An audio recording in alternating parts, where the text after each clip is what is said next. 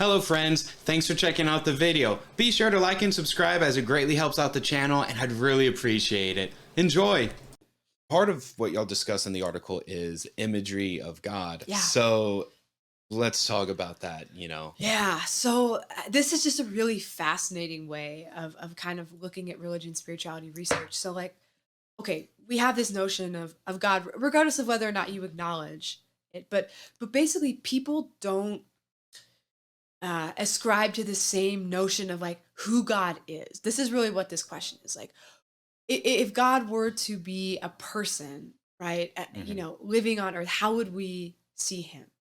And so there's various images that we can sort of hold. One is that God is loving and caring, Hmm. and he's our friend. He's looking out for us and he wants what's best for us. And, he's, to some extent involved in our lives and has a plan and so forth.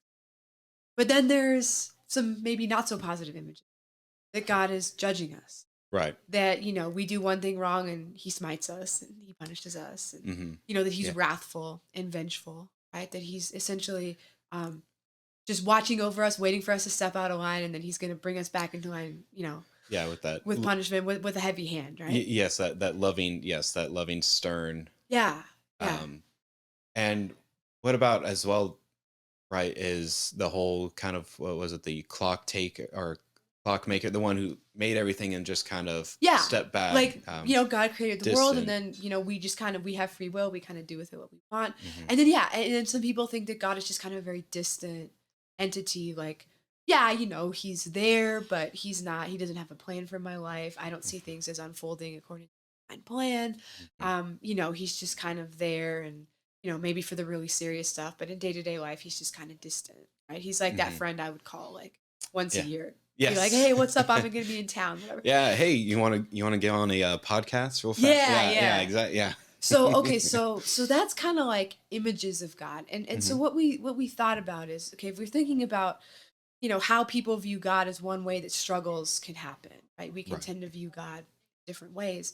Maybe it's that like, white people have and black people have different ways that they view God. So if we step back and kind of think about God images, not everyone holds the same image of God, right? So we know from research that white Americans are likely to have what we call like anxious or distant or insecure attachments to God, which basically means they don't believe God's always going to be there for them.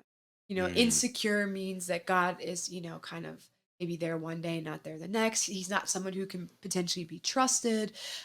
He's this kind of distant figure, and that could be a form of struggle, as could holding more negative or punitive images of God, which again is more likely among white people. Now, Black Americans, they tend to have a little bit of a different view of God. So they tend to view God as really close and loving and supportive, and God is this involved entity, Hmm. right, who helps Okay. them deal with marginalization and oppression. And if you were to watch an African American worship, on a Sunday morning, it is very God centered. It is very much centered on having a personal relationship with God. And I think that's just because Black Americans have had to overcome more challenges in their life. God is just simply more centered Mm. in their Okay. in their religion.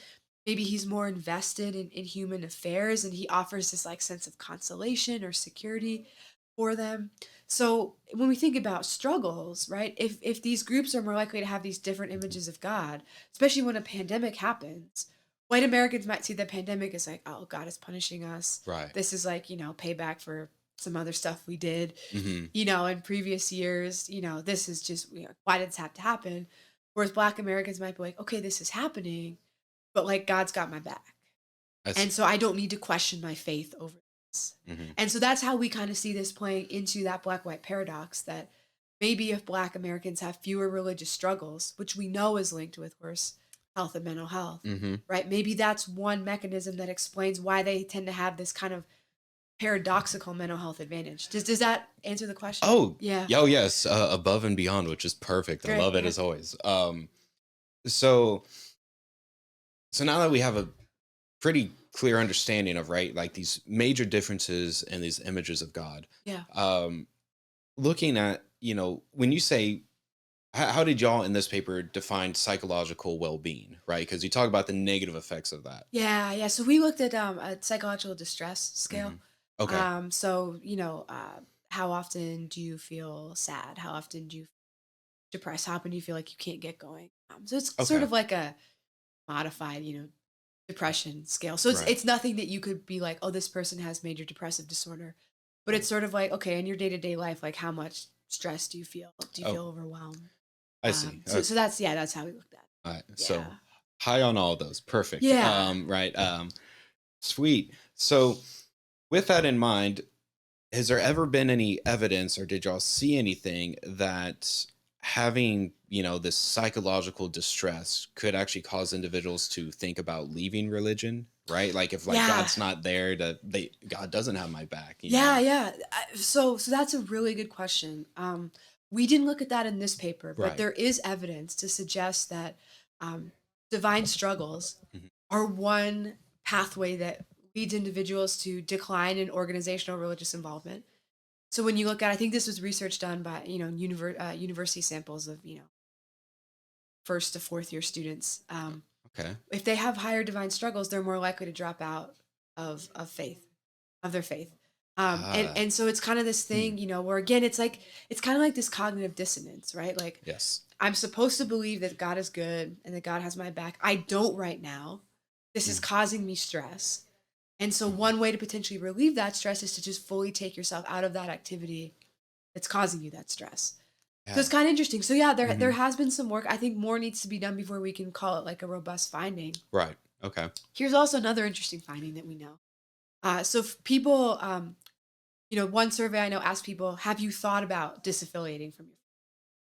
So that could be a form of struggle in and of itself. Like you're thinking, okay, maybe this faith isn't right for me. Yeah. Maybe I should leave. And so a study done in 2018 found that people who thought about leaving and Mm. actually left did better than people who thought about leaving but ultimately decided to stay. Oh, wow. So that's just a fascinating. So that article was by Matthew May. It was called "Should I Stay or Should I Go?" And I Another remember good that. one. And so basically, what he found is, okay. So if you're thinking about leaving, you follow through on that. You tend to do better than if you think about leaving but you ultimately stay.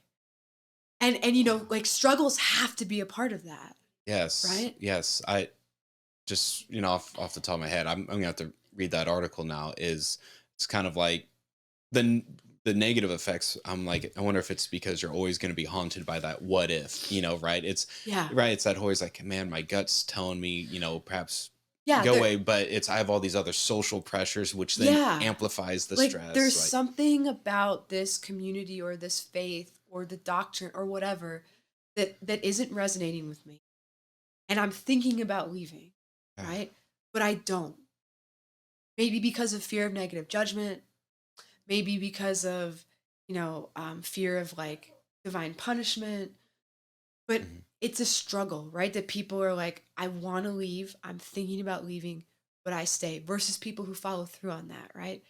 So the people who follow through, they think about leaving, they do it. That cognitive dissonance is reduced. They mhm, feel none.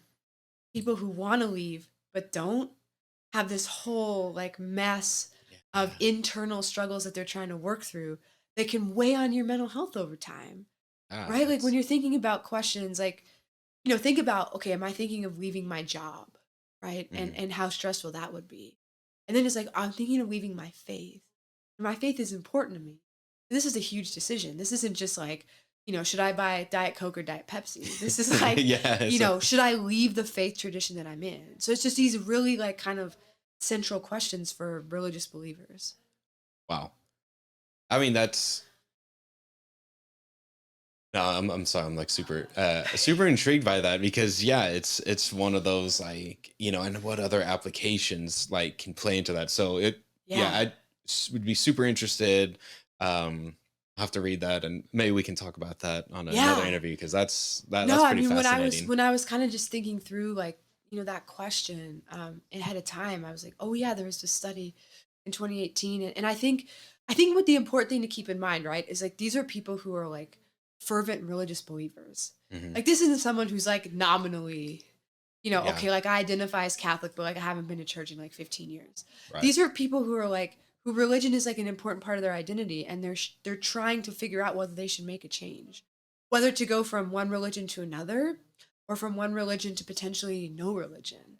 And so these are like very big existential questions people are grappling with. And so we would expect them to be associated with mental health. Yeah, that's wow. Yeah. Yeah. Mm.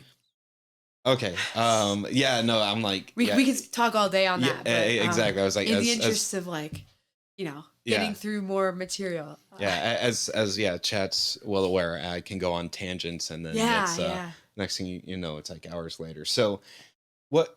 So kind of like, I guess in general, what did your findings from this paper, reveal? Yeah, so it's interesting. So we did find support that Black Americans had fewer religious and spiritual struggles than white Americans. So this was Okay. during the pandemic. There was a statistically significant difference. So Black Americans had less tension and conflict about in their religious and spiritual lives.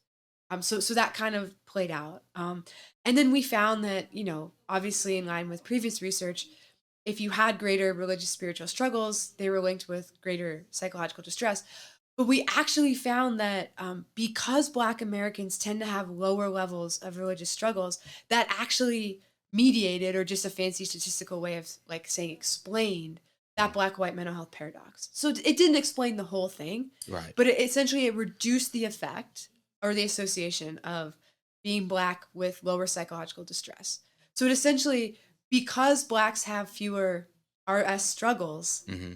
that helped explain why they have a mental health advantage over whites. Okay. Now, interesting, I know this wasn't kind of a, main thing that we've talked about, but we also found that at the same level of religious struggles. So if we compare Black person and a white person having high religious struggles, Black people were hurt less by them. So Huh. essentially, they were able to better cope with their struggles. It didn't impact their distress to the same amount as it did for white Americans. So even if you Wow. take away the fact that Black Americans tend to have fewer struggles, at the same level of struggle, right, at the same Mhm. high level of struggle, Blacks reported much lower psychological distress. So we saw that Wow. like very cool, like kind of interactive effect there. So Blacks have fewer struggles, and then when they have them, they're Mhm. better able to deal with them before it, becomes a mental health crisis. Right. That wow. Okay. So I mean, so again, just right further, supporting this whole Yeah. paradox. And Yeah. I is there any indication that there might be a shift in this paradox? Yeah. Like, It's interesting. So I would say probably not at the current moment. So okay. this is a paradox that we've kind of seen. The NSAL study, National Survey of American Life, has done, um, has had various waves of data collection, and nationally representative data has come out, and we've seen this finding. So I don't think it's going anywhere. I think what researchers are really trying to do now is tease apart, like, okay, can we be sure that this isn't a measurement issue? I Can we be see. sure that, we're measuring mental health in ways that are sort of culturally appropriate for Mm, both groups? And that's just that's a a good whole point. other Yeah. area of research that I'm not crazy familiar with. But then also, like, I think the more fascinating line of research is, if this paradox is there, then what are the explanations? Hmm. And so self-esteem is a prime candidate, that Black Americans just have higher self-esteem. I think they're socialized to be, perhaps like tougher because they're going into a society where they Uh, know that they're going to face, discrimination and problems, unfortunately, right. right? Religion, social support, and then, perhaps religious and spiritual struggles. So the whole title of this paper, like Welcome to the Dark Side, we were essentially trying to do is bring in the dark side of religion into understanding this paradox, and sort of introducing, this other aspect of religiosity that we found was really, kind of a central part of this paradox. Wow. So I don't think the paradox is shifting. Hmm. We've seen it during the pandemic. We've seen it before the pandemic. I mean, I think only time will tell. Right. But I don't see it as like, a cohort specific. Gotcha. Yeah, Okay. I mean, if that that's makes any sense. no, it doesn't. Well, and based off of our conversation thus far on, again, the paradox to begin with, and just, you talk about cultural changes, right? And Yeah, I always know one of the big leading factors to kind of help explain is like, well, why is it that there's this huge difference just in religiousness, to say the least? It's like, well, yeah, it's a highly social yeah, factor, right? And it's yeah, you know, right? And it's community based, and it's like, well, where is that going to be more impactful? And research shows that tends to be among Black Americans, right? yeah, Where it's a lot more driven, right? And these are your neighbors, Yeah. even. So you do, like you say, I know scholars have brought into like that whole, it amplifies social support Yeah. in that area, Yeah. right? You don't feel so Yeah, for like individualized. and I think you can make the case for just about any marginalized status. Hmm. So we know that women are more religious than men. Right. We know that lower SES people tend to be more religious than higher SES people. Black Americans and Hispanic Americans tend to be more religious than white Americans. And like it kind of almost goes back to like the Karl Marx argument, like religion is the opiate of the masses. It's sort of this drug essentially that people kind of use to make their current situations seem a little bit better Hmm. and to sort of hope for the future that's better than they currently have. So I mean, I think it oversimplifies it a little bit, but I think it's useful to think through that like people who have a lower social standing today's society perhaps Hmm. are more drawn to the salvific effects of religion. Yeah.